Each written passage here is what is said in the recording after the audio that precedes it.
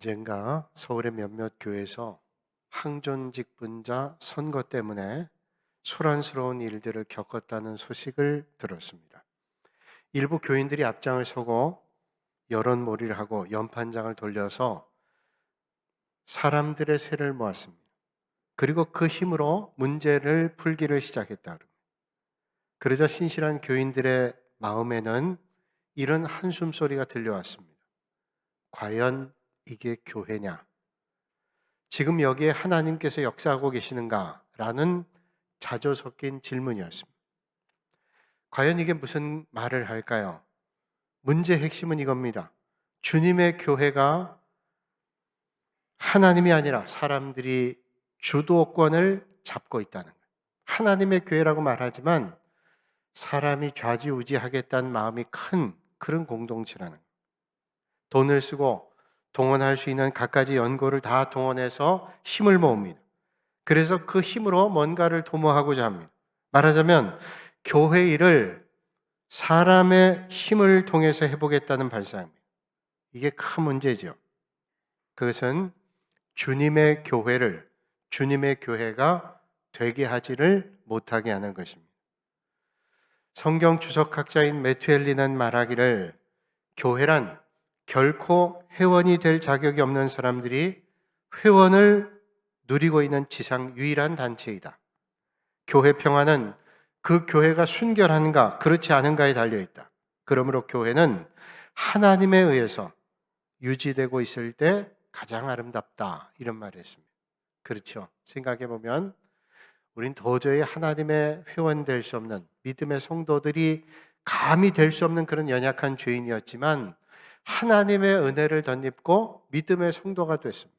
거룩하지 않은데 거룩하다고 주님께서 인정해 주셨습니다. 그러므로 그런 교회는 그 교회 순결성이 가장 중요하죠. 그래서 교회가 하나님에 의해서만 진행되고 유지될 때 그 교회 공동체는 정말로 아름답습니다. 그렇게 주님의 은혜로 구원받은 자들이 하나님은 간대없고 자기들의 힘자랑만 한다면 온전한 교회일 수가 없다라는 거죠. 그렇습니다. 교회 주인은 하나님이십니다. 사회심리학자인 에릭 프롬은 이런 책을 썼습니다. You shall be God. 너희로 하나님과 같이 되리라. 너희가 하나님같이 되리라는 거예요. 이런 무슨 불경한 얘기가 있어요. 하나님같이 되리라. 자, 이 책의 중요한 주제는 그겁니다. 사람들의 마음속에는 주인이 되고 싶은 마음이 있대요. 그래서 자기 인생의 주인은 자기라고 생각한답니다. 내가 마음껏 무엇이든지 할 수 있다. 주인처럼 생각한다. 그래서 사탄이 마치 내 인생의 주인이 나인 것처럼 착각하도록 만든다는 거예요. 내 인생의 주인 난데 착각하게 만들어서 하나님 없는 인생을 살아가게 된다는 거죠. 그래서 마치 하나님처럼 된다는 거예요. 그러나 교회는 하나님께서 주인 되심을 고백하는 사람들 통해서 이루어지게 됩니다. 일찍이 하나님의 백성들이 하나님의 앞에 나와 예배 드릴 때 이런 찬송을 하나님께 올려드렸습니다.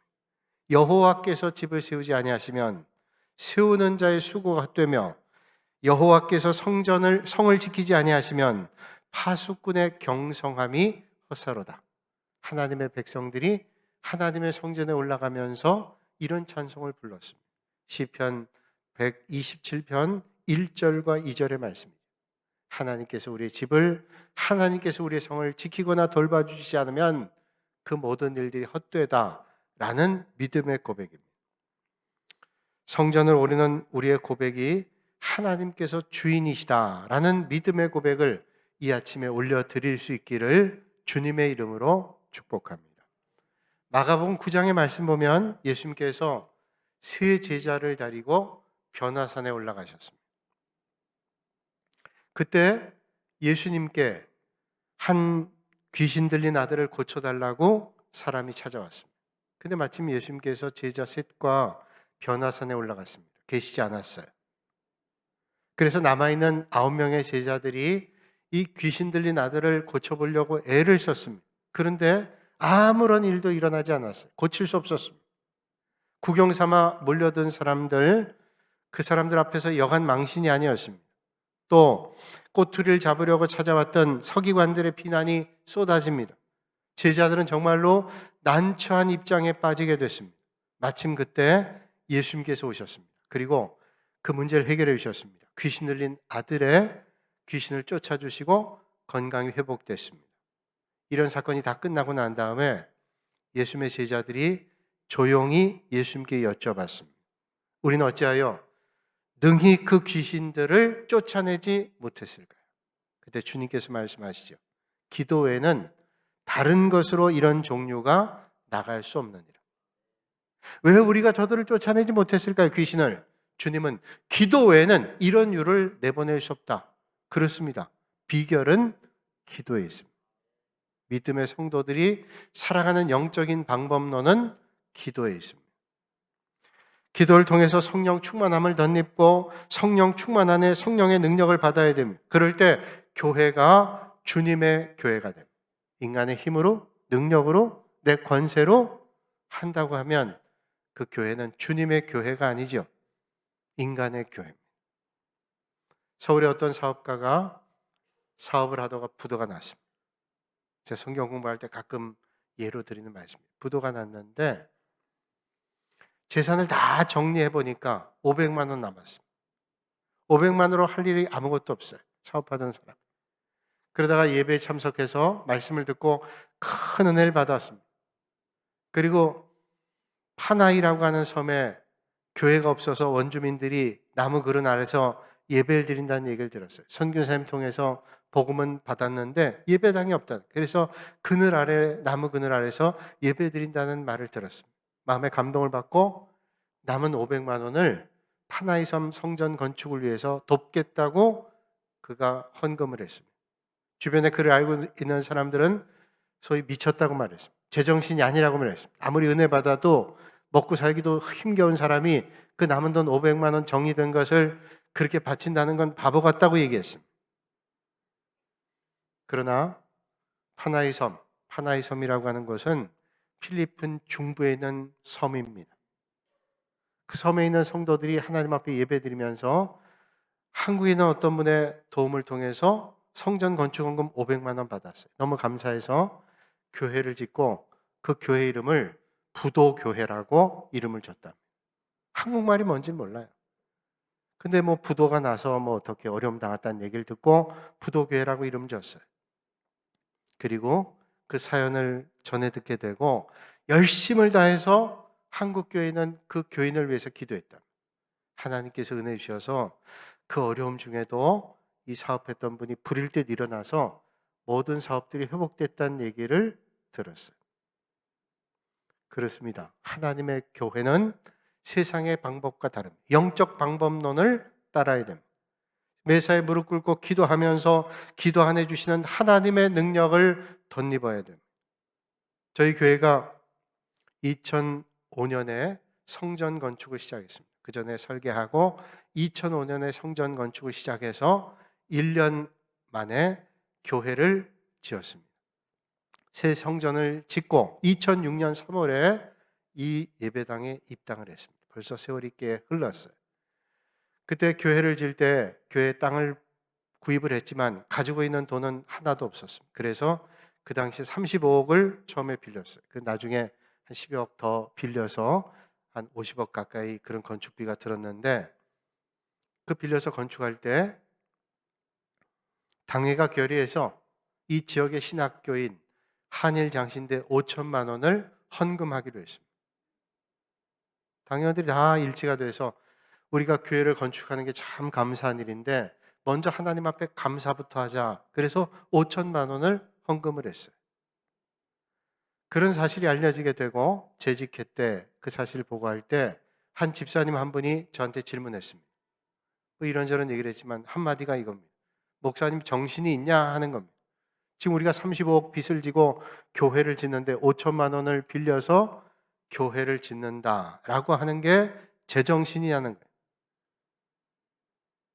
그래서 제가 그때 이런 대답했습니다. 집사님, 우리가 교회를 건축하는데 35억을 빌려서 교회를 짓는데 5천만 원 더 빌려서 한일 장신대 헌금을 하고 시작한다. 감사한 마음으로. 그러면 아마 하나님께서 참 기뻐하실 거예요. 너희들도 힘든데 신학교 선지동산에 신학생들을 배출한 학교를 위해서 먼저 감사하고 교회를 짓는다고 하니 얼마나 귀하다고 생각할까? 하나님께서 기뻐하실 겁니다. 그러니 우리가 그렇게 하는 일 참 하나님께서 기뻐하시라고 생각합니다. 그 얘기를 듣고는 교인들이 박수를 쳤어요. 세상 사람의 생각으로 생각하면 미친 짓이, 바보 같은 일. 아니 한 푼이라도 갚아야지 라고 생각할 거예요. 근데 우리는 먼저 하나님 앞에 감사하고 성전 건축했습니다. 하나님 은혜 주셔서 교회가 그 어려운 일을 잘 극복하고 은혜롭게 성전 건축했습니다. 그리고 건축하고 난 다음 교회마다 깨지고 분란이 일어나고 다툼이 일어난 경우가 많은데 은혜 가운데 잘 마무리되고 교회가 성장했습니다. 빚을 잘 갚았습니다. 보통 요새 교회를 짓는다 그러면 뭐 요즘뿐 아닙니다. 옛날에 교회를 짓는다 그러면 새로 교인들이 잘 등록을 안 한대요. 왜냐하면 그 교회 건축빚이 있는데 뭐 돈 가지고 건축하는 교회가 얼마나 돼요. 그러니까 빚을 지고 교회를 짓는데 거기 가면 우리가 빚 갚게 생겼으니 5년을 지난 다음에 안 돼요. 그렇죠? 아직도 내가 그 교회 교인이라고 생각 안 하는데 5년은 지나야 빚을 좀 갚고 그러면 그때 간다는 뭐 일리가 있는 말이라고 생각해요. 그리고 하나의 은혜 가운데 수년이 지난 다음 빚을 다 거의 갚아갔어요. 제 기억으로는 한 6천만 원 정도 빚이 남았을 때 새벽 기도할 때마다 하나님께서 자꾸 은혜를 주신데 이런 마음 줍니다.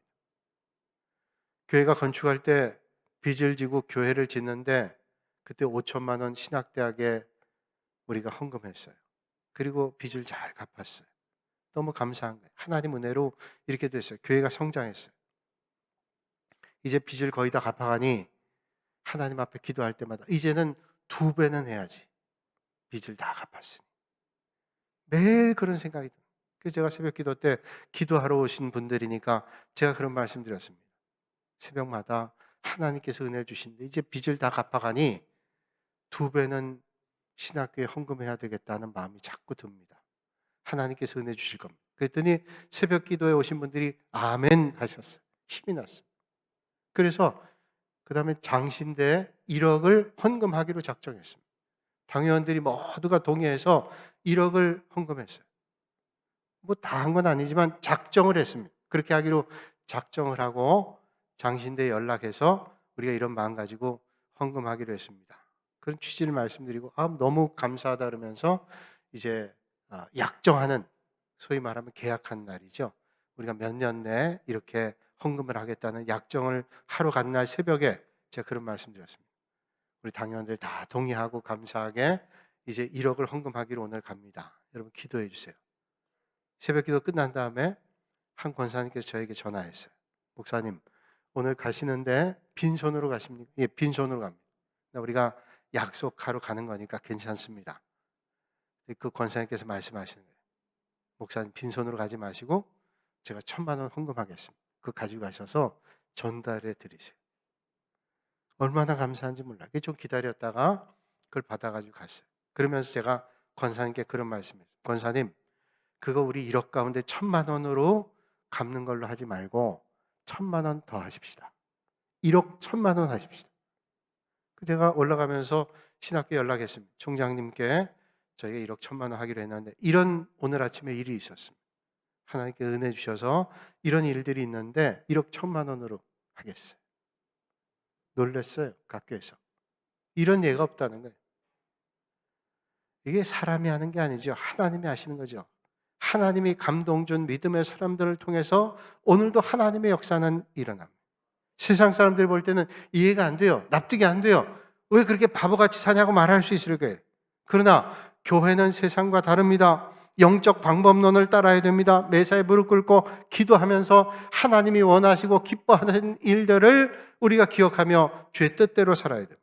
그러면 반드시 하나님께서 은혜를 베풀어 주십니다. 어떤 은혜를 베풀어 주실까요?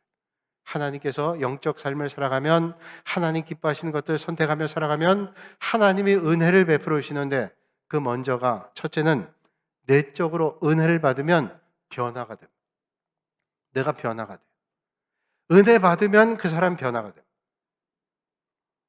서로 미워하고 비난하기보다는 서로 높여주고 섬기게 됩니다. 그리고 전에 그러지 못했던 마음들이 사랑의 마음으로 바뀝니다. 긍휼의 마음이 생깁니다. 자비의 마음이 생깁니다. 안타까운 마음이 생깁니다. 그래서 섬김의 공동체가 되어가는 거예요. 저는 고린도 전서를 읽으면서 늘 마음 가운데 안타까운 마음을 가질 때가 있어요. 고린도 교회는 바울이 개척한 지 얼마 안 돼서 교회가 부흥했습니다.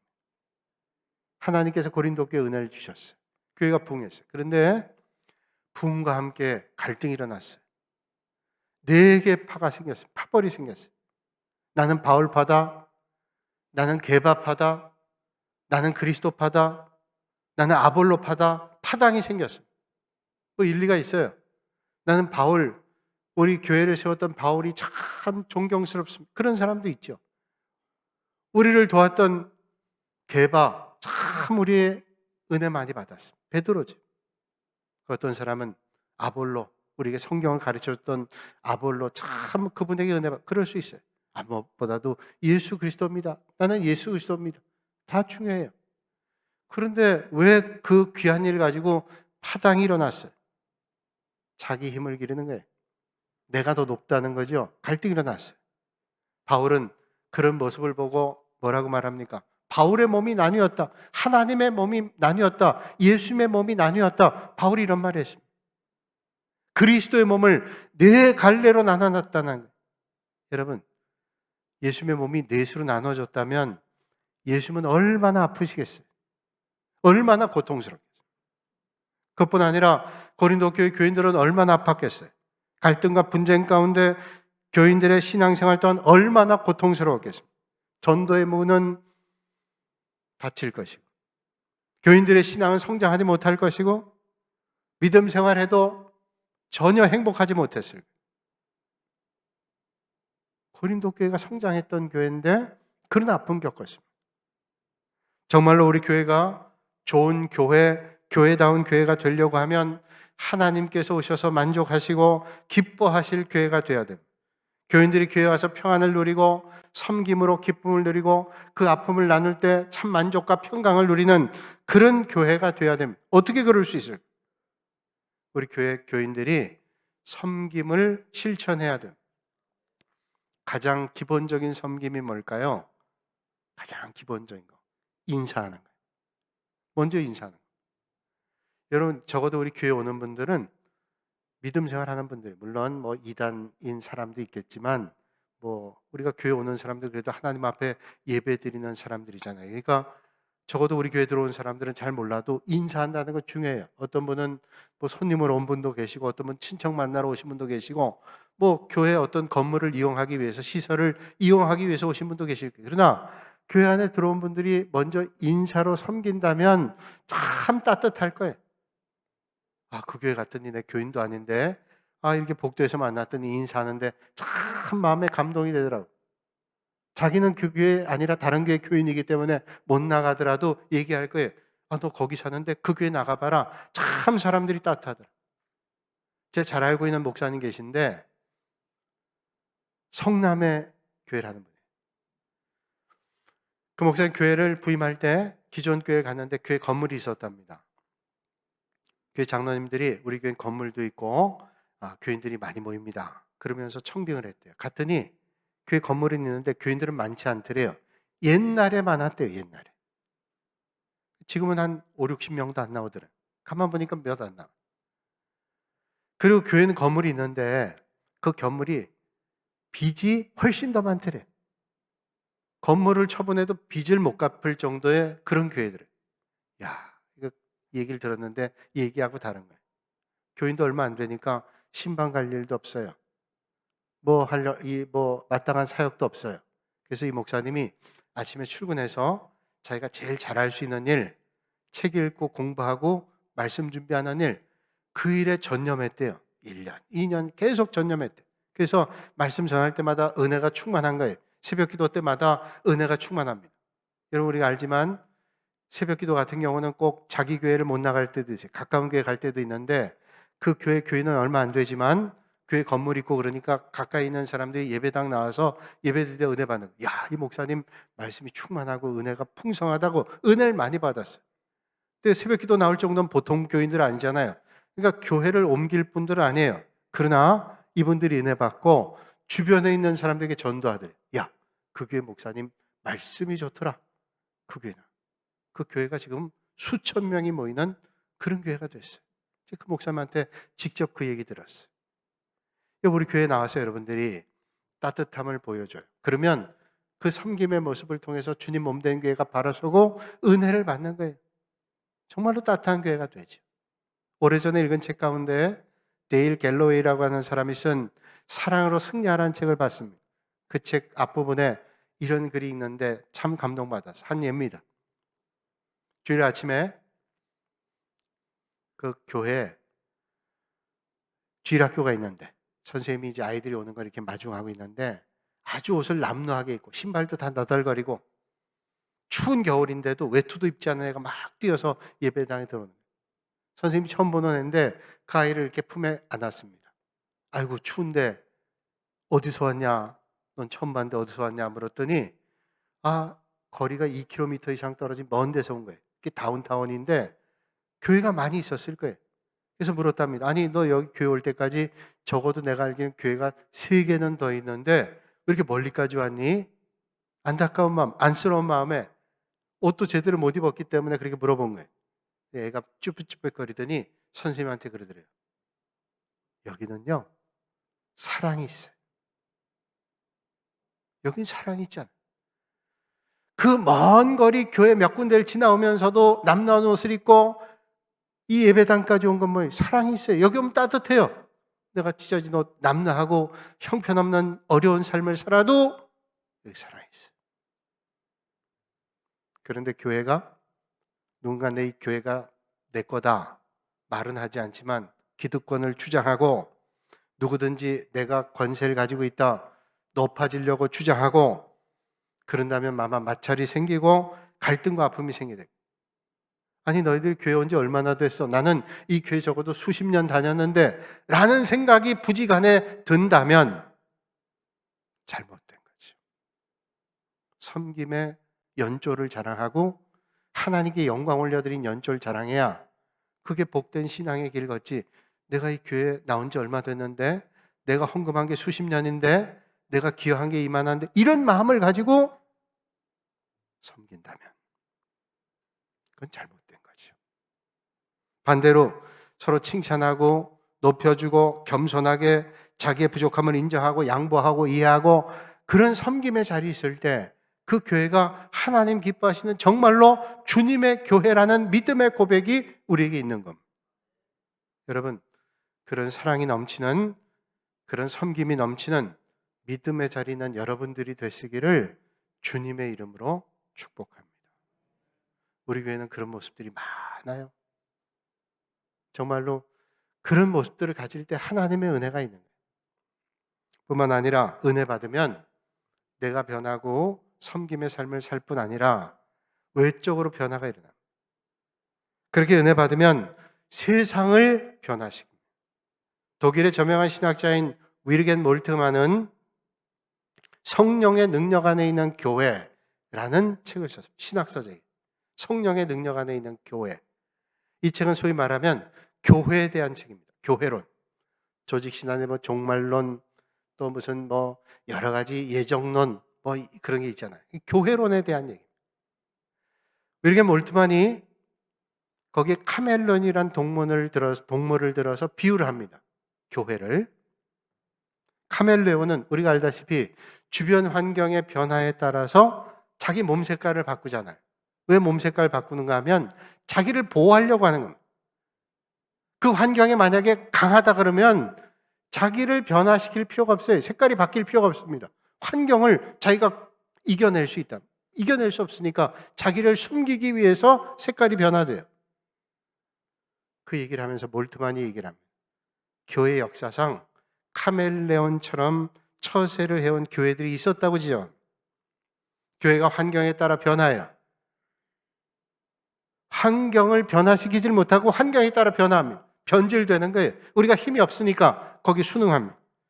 그리고 침체를 겪고 결국은 도태해서 역사상 사라지게 된다는 거예요. 결론은 성령의 능력 안에 있지 않기 때문이고 그것은 주님의 교회가 아니라는 거예요. 그러니까 교회는 성령의 능력 안에 있어야 된다는 거죠. 성령의 능력 안에 있는 교회는 진짜 주님의 교회, 참된 주님의 교회라고 말하고 있어요. 그러니까 진짜 교회는 환경을 변화시켜요. 세상을 변화시키는. 그렇습니다. 변화 많은 세상에서 우리 교회는 변화에 휩쓸리지 않고 세상을 변화시키는 그런 교회, 그런 성도들이 되시기를 주님의 이름으로 축복합니다. 그러기 위해서 우리가 준비해야 될 건 뭘까요? 우리 교회가 가장 중요한 것은 영적인 능력. 우리 교회가 성령의 능력 안에 있는 것입니다. 그게 무엇보다 중요합니다. 주님이 내 안에 계시도록 하는. 여러분, 주님이 내 안에 계시면 내가 부족하고 연약해도 주님이 내 안에 계세요. 성령의 능력으로 우리는 얼마든지 세상을 변화시킬 수 있어요. 19세기 영국의 전성기를 통치했던 빅토리아 여왕이 때때로 백성들이 어떻게 사는가 시찰 가고 갑자기 그 백성들이 집에 들어갈 때 얼마나 놀라겠어요. 한 번은 한 지역에 아주 신실한 믿음을 가지고 있는 여인의 집을 방문했어요. 아주 믿음이 좋다는 얘기를 들었어요. 궁금해서 빅토리아 여왕이 만나고 싶어서 그 집을 찾았습니다. 뭐 깜짝 놀랐겠죠. 빅토리아 여왕이 정말로 믿음이 좋은가 한번 시험을 했답니다. 그 여인에게 물었어요. 집주인에게. 당신의 집을 방문했던 사람 가운데 가장 존귀한 손님은 누구였습니까? 빅토리아 여왕이 물었어요. 그때 주인이 말하기를 지체하지 않고 대답해요. 바로 여왕님이십니다. 우리 집을 찾았던 가장 존귀했던 분은 바로 여왕님이십니다. 그 말을 듣고 빅토리아 여왕이 실망했어요. 아니, 예수님이라고 얘기하지. 실망했어요. 그리고 다시 물었습니다. 혹시 예수님은 아니시고요? 그러자 여인 대답했습니다. 아닙니다. 예수님은 제게 손님이 아닙니다. 그분은 항상 저와 함께 저희 집에 함께 살고 계시는 주인님이십니다. 예수님 손님이 아니에요. 우리의 주인이에요. 그 말을 듣고 빅토리아 여왕이 감동을 했어요. 그렇지. 내 주인은 주님이시지. 그렇습니다. 주님 안에 내가 주님 안에 있어야 되는 거예요. 이런 글을 책에서 봤습니다. 어떤 경매장에 경배 물품이 다 팔리고 나머지 남은 게 아주 낡아빠진 바이올린 하나였어요. 줄이 달려있긴 하지만 저게 소리가 날까 생각이 들 정도로 낡은 바이올린이에요. 이건 뭐 살 사람도 없다 생각해서 경매업자가 그저 빵값 하나 정도로 내놨어요. 자, 이거 사실 분 그냥 빵값 하나 가져가십시오. 근데 사람들이 비웃는 거예요. 야, 저거 갖다가야 쓰레기인데 저거 뭐 되겠냐? 라고 얘기하는 거예요. 그러고 있는데 한 노인분 한 분이 그 바이올린을 경비업자한테 봤더니 연주하기 시작. 연주를 하는데 소리가 날까 했던 바이올린에서 아주 기가 막힌 선율의 소리가 나는 거예요. 사람들이 감동을 하면서 연주를 들었습니다. 연주가 끝나자 거기에 왔던 사람들이 높은 가격에 바이올린을 샀습니다. 낡은 바이올린이 경매인의 손에 들렸을 때는 허접하고 쓸모없는 것 같은 빵 한 조각의 값도 안 될 그런 바이올린이었지만 훌륭한 연주인의 손에서는 아름다운 선율을 내는 가치 있는 바이올린 되는 거죠. 누구의 손에 있느냐에 따라 가치가 달라져요. 사랑하는 여러분, 우리가 오늘 세워야 될 교회는 바로 주님께서 연주하는 교회가 되어야 됩니다. 그게 주님의 교회, 주님의 능력이 있는 교회, 주님께서 말씀하시는 교회입니다.